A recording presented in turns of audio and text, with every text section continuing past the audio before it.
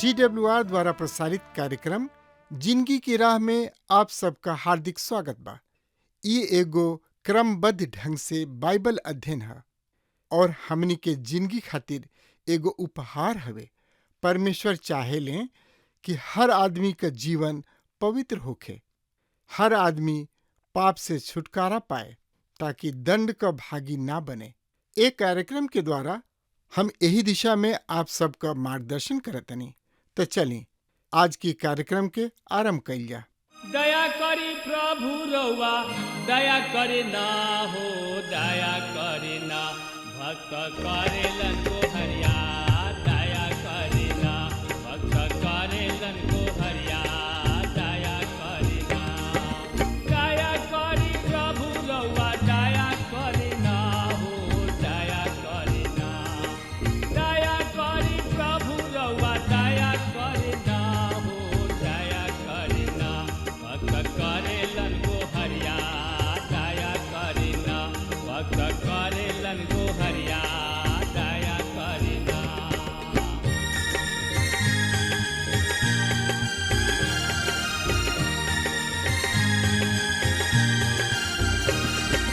दया करी कृष्ण रउआ दया करे ना हो, दया करे ना। दया करी कृष्ण रउआ दया करे ना हो, दया करे ना। पापी करेलन बिनतिया, दया करे ना। पापी करेलन बिनतिया, दया करे ना।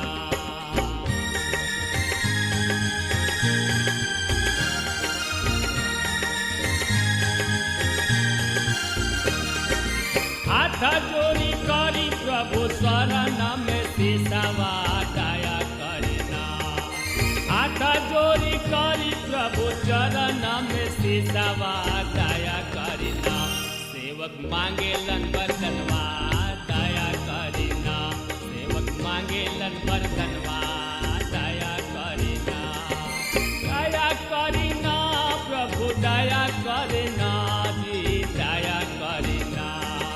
दया करी प्रभु रउआ दया करे ना हो, दया करे ना भक्त करेलन को हरिया, दया करे ना। सेवक करेलन को हरिया, दया करे ना। सेवक करेलन को हरिया, दया करे ना। प्रिय श्रोता मित्र भाई बहन, जैसे कि रउआ जानतानी कि एह पवित्र शास्त्र बाइबल जकरिया के किताब के सिलसिलेवार से अध्ययन कर रहल बानी जा और ई किताब पुराना नियम के 38वां किताब ह।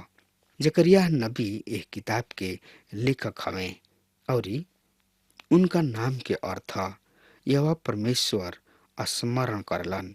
किताब के मुख्य विषय है मसीह के आगमन। पिछला बाइबल कार्यक्रम में हमने के 4 गो रथ के विषय में, यहोशू महायाजक के राज अभिषेक के विषय में अध्ययन करनी है जा मित्र। तो एकरा 7वां अध्याय के हमने के शुरू करेंगे। आज के बाइबल अध्ययन कार्यक्रम में देखे के जैसे कि रुआ के बतावल गइल बा कि आज हम जकरिया नबी की किताब के 7वां अध्याय के शुरू करेंगे। 7वां अध्याय के हमने के ऐतिहासिक अवकाश के रूप में मानतानी। एक मुख्य विषय हमने के सामने बा धार्मिक रीति रिवाज अर्थात कर्म कांड और विशेष रूप से उपहास। परमेश्वर धार्मिक कर्मकांड अर्थात उपवास के संबंध में इस्राएल प्रजा से सवाल करताने। मित्र त आई का सवाल कर रहल बने त एकरा बारे में जानकारी खातिर रुआ हमरा संगे अपन पवित्र शास्त्र बाइबल निकाल ली। निकाल लेनी है तो उनमें देखी जकरिया नबी की किताब 7 अध्याय के 1 से 7 पद ए तरी से बता रहल बा। सुनि ध्यान से, हम रुआ सामने पढ़ल बनी। फिर उ राजा दारा के शासनकाल के चौथा दिन यह परमेश्वर के ई वचन जकरिया के पास पहुंचल। बेतल के निवासी सब सरे शेर रेग मेलेक और अपना लोगन के भेजले रहन कि यह परमेश्वर से विनती करे और सेनाओं के यह परमेश्वर के भवन के याजक से तथा नबी सब से पूछा का हम 5वां महीना में अवकाश रख के रोई, जिसे हम गत अनेक बरिस से कैले बानी। तब सेनाओं के यह परमेश्वर के ई वचन हमरा किने पहुंचल। देश के सब लोग और याजक से कह, जब तू गत 70 बरिस में 5वां और 7वां महीना में उपवास रखले और विलाप कैले त का तू हमरा खातिर उपवास कैले रह। हम रुआ सामने 5वां पद पढ़नी हा। प्रभु अपना वचन पर आशीष देस। पहला पद में एक खाली फेर हम राजा दारा के विषय में पढ़तानी। राजा दारा के शासन काल के चौथा बरिस के कित्व सौ लेव नाम 9वां महीना के चौथा दिन यह परमेश्वर के ई वचन जकरिया के पास पहुंचल। अब यहाँ सबसे प्रभावित करे वाली बात ई बाकी जकरिया नबी यहाँ लोगन के संदेश देवे जा रहल बने और ई संदेश बहुत ही महत्वपूर्ण संदेश है। ऐसे उ वहाँ स्पष्ट कर देताने कि इस संदेश जौन की उ देवे वाला बाणे उ उनकर संदेश ना है, वरन यह परमेश्वर के वचन है। फिर राजा दारा के चौथा बरिस यहाँ पर लिखल बा कि फिर राजा दारा के शासन काल के चौथा बरिस के किस लेव नाम 9वां महीना के चौथा दिन। श्रोता मित्र भाई बहन, किस लेव महीना में के अर्थ 4 दिसंबर 518 ईसा पूर्व। यदि हमनी के कैलेंडर के अनुसार देखल जाओ तो ई तारीख 4 दिसंबर 518 ईसा पूर्व। ई उ समय है जहाँ हागे अपना लोगन से बहुत ही व्यवहारिक बात कर रहल बने। और तब दूसरा पद में हम पढ़तनी बेतल के निवासी सब सरे शेर रेग मेलेक और अपना लोगन के भेजले रहन कि यह परमेश्वर से विनती कर। अब यहाँ पर हमने के बतावल गुल बा कि दारा राजा के शासन काल के चौथा बरिस के किसलेव नाम 9वां महीना के चौथा दिन बेतल के निवासी सब सरे शेर और रेग मेलेक तथा आपन लोगन के भवन में विनती करे खातिर भेजले। अब यहाँ पर हम बेतेल शब्द के ऊपर विशेष ध्यान देतानी। बेतेल नाम कभी भी परमेश्वर के भवन खातिर कबो प्रयोग ना भइल। हमने के पवित्र शास्त्र में एकरा के भवन के रूप में प्रयोग होत नहीं देखत। एकर प्रयोग कभी मंदिर के भीतर भी ना भइल, पर ई स्थान ए प्रेम के समान नगर के रूप में जानल जाला। यहाँ नबात के बेटा यरोबाम इसराइल में प्रतिमा पूजा के शुरुआत कैले रहे। हम यहाँ ओह लोगन के देख रहल बानी जौन की बेतल से भेजल गुल बा। बेतल के अर्थ परमेश्वर के घर। श्रोता मित्र भाई बहन, ई ओह समय के बात बा जब याकूब जौन की इसहाक के बेटा हमें याकूब अपना भाई एसाव के डर से भागल जात रहन, कहे कि ऊ अपना भाई के धोखा देले रहन और धोखा से उनकर पहिलौठापन के अधिकार के छीन लेले रहन और एसाव उनकर शत्रु हो गल रहन। और ऐसे याकूब के अपना बाबू महतारी के घर से भागे के पड़ल। और जब ऊ एसाव के डर से भागल जात रहन तो ऊ न केवल अपना बाबू के घर से भागत रहन, बल्कि ऊ परमेश्वर से भी दूर भागल जात रहन और ऊ ओह रात सही स्थान पर आराम कैले और यही स्थान पर परमेश्वर उनका के दर्शन देले रहन। याकूब बेतेल के विषय में कहताने कि ई तो परमेश्वर के भवन के छोड़ और कुछ नेके हो सकत। उत्पत्ति के किताब 28 अध्याय के 17 पद में हमनी के यह वचन के पढ़तानी जा। श्रोता मित्र भाई बहन, बेतल ऊ स्थान है जहाँ पर जरोबाम सोना के बछड़ा बना के स्थापित कैले रहन और इसराइल से कहले रहन कि इहे तोहनी लोग के यह परमेश्वर हमें जौन की तोहन लोग के मिस्र देश से छोड़ा के ले अले और ऊ एह तरी से उन्हें प्रतिमा पूजा में लिप्त ख देले रहन। ई उहे स्थान है जहाँ से इसराइली लोग परमेश्वर से अलग भइले। ऊ परमेश्वर के त्याग के सोना के बछड़ा अर्थात बाल के स्थापना शुरू कैले। अब ई समूह जौन की वहाँ गोल रहन यह परमेश्वर के पास प्रार्थना करे खातिर विनती के करे खातिर रहन। ई ऊ यहूदा के लोग ना रहन पर संभवतः ई एप्रेम के ग्रोथ के लोग रहन जौन की इसराइली कहलाले। अब सत्य ई बा कि जवन समूह बेतल से आयल रहे ऊ एह लोगन के समूह जिन्हें खोवल यानी कि भुलाइल 10 गोत्र कहल जाला। सही में ई खोवल 10 गोत्र ना रहे बल्कि इस समय ऊ बेतेल में रहत रहन। यदि रुआ इजरा के किताब के ध्यान से पढ़ब त रुआ के मालूम होई कि जौन लोग बाबुल के बंधुआई से वापस लौटल बाने ऊ लोग गलील के उत्तरी प्रांत में बस गइल रहन। ई उहे क्षेत्र है जौन से कि उत्तरी राज अर्थात इसराइल कहल जाला।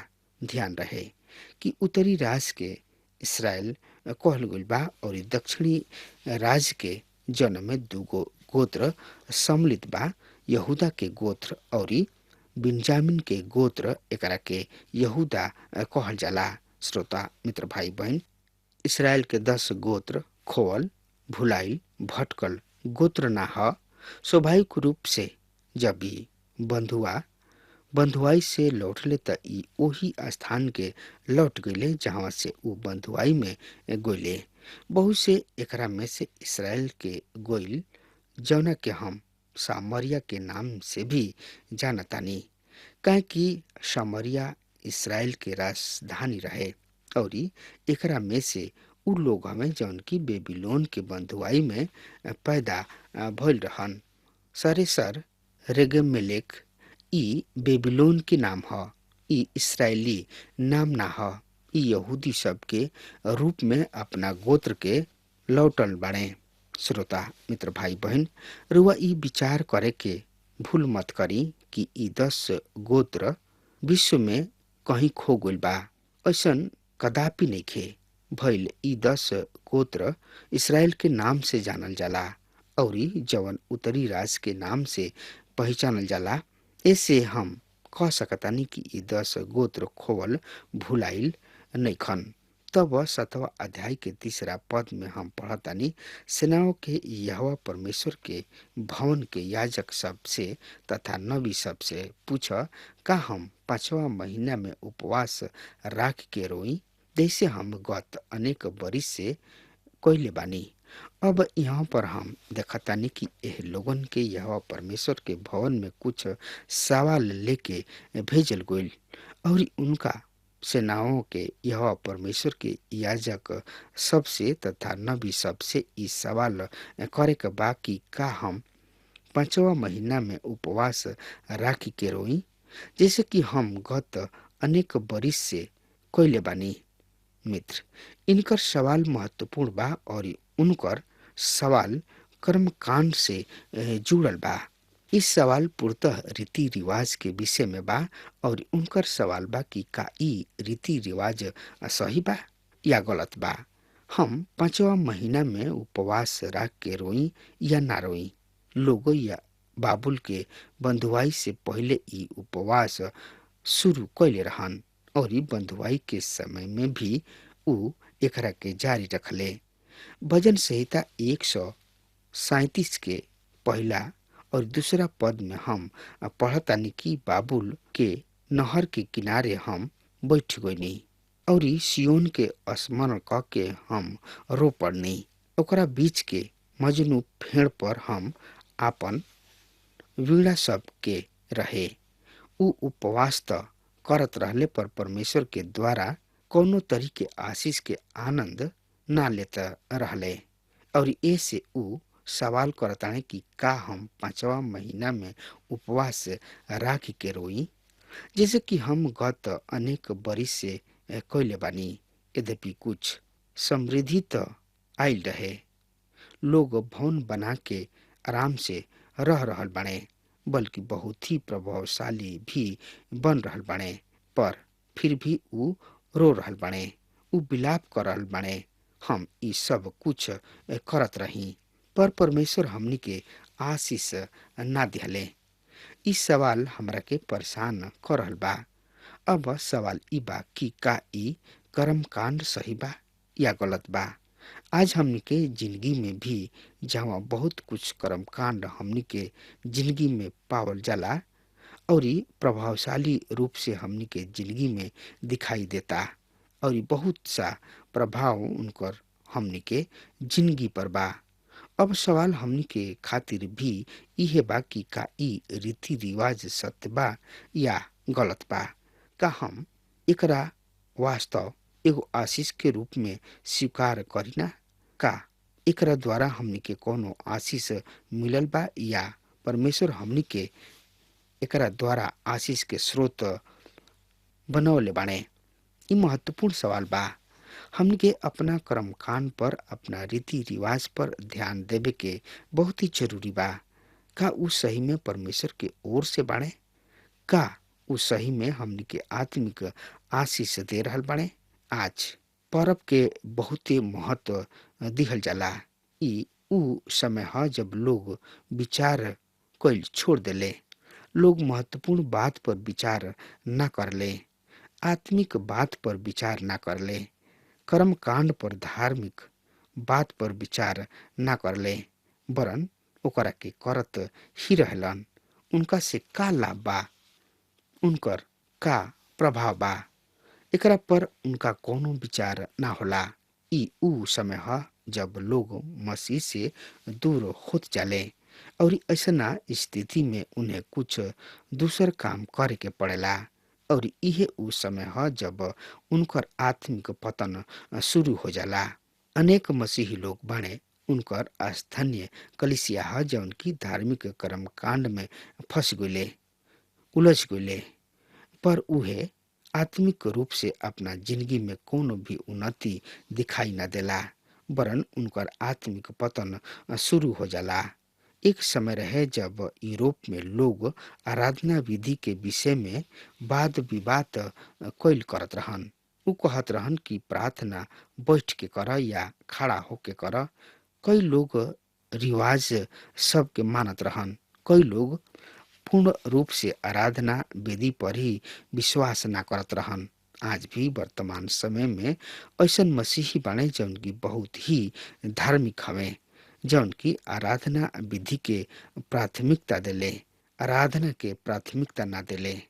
उ ओकरो के भी प्राथमिकता ना देले जेकर उ आराधना करलन।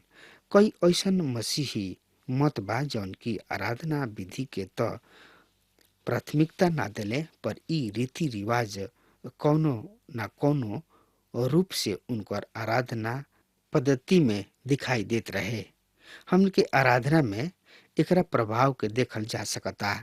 हमके आराधना भी आराधना विधि से प्रभावित बा। परमेश्वर इस्राएल राष्ट्र के एगो धर्म दिहले, केवल इहे धर्म ह जौन की परमेश्वर दिहले। यदि हमनी के कहीं जा कि परमेश्वर के ओर से कोनो धर्म मनुष्य के दिहल गइल त सही में उ धर्म इस्राएल प्रजा के पास बा और एकरा में रीति रिवाज त बा, कर्म कांड त बा। अब सवाल ई उठता कि का ई रीति रिवाज में कर्म कांड गलत बा या सही बा? बेतेल से आइल लोगन के सवाल भी इहे रहा।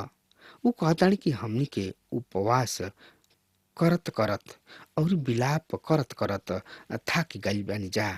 हमनी के बहुत पहले से विलाप करत आइल बानी जा। और ऊ सवाल करतानी कि का हमनी के 5वां महीना में उपवास राख के रोई, जैसे कि हमनी के गत अनेक बरिस से कैले बानी। हम बरिसों से विलाप करत आइल बानी, उपवास करत आइल बानी, और अब हमरा एकरा से कोनो लाभ नइखे दिखाई देत। ई बड़ा नीरस लागता। ई त धार्मिक रीति ह, एकर कोनो लाभ हमनी के नइखे दिखाई देत। परमेश्वर हमनी के आशीष नइखन दे रहल, त का हम एकर पालन करत रही या एकरा के रोक दी? अब परमेश्वर यहाँ पर उन्हें त्रिगुण जवाब देताड़े। एक ही जवाब में परमेश्वर उनका के 3 गो जवाब प्रदान करताड़े। जकरिया इस सवाल के जवाब लोगन के दिए। परमेश्वर आके लोगन से ई नेखन कर रहल कि उपवास कोई पाप ह या बुरा ह, और ऊ ई भी नेखन कहत कि ई सही बा। एकरा के यही तरी करत रह। श्रोता मित्र भाई बहन, अब हमार समय खत्म हो रहा बा। तब तक खातिर वह हमरा के आज्ञा दी। परमेश्वर के बहुत ही आशीष देश। आमीन। हमके विश्वास बा कि ई कार्यक्रम आप सब खातिर फायदेमंद सिद्ध भइल होई। अगर आप सबके लगे बाइबल से चाहे आपकी निजी जिंदगी से कोनो सवाल होके चाहे कोनो समस्या खातिर प्रार्थना करावे चाहतनी तो हमारी फोन नंबर पर जरूर संपर्क करें और आज का दिन आप खातिर सुखद बना।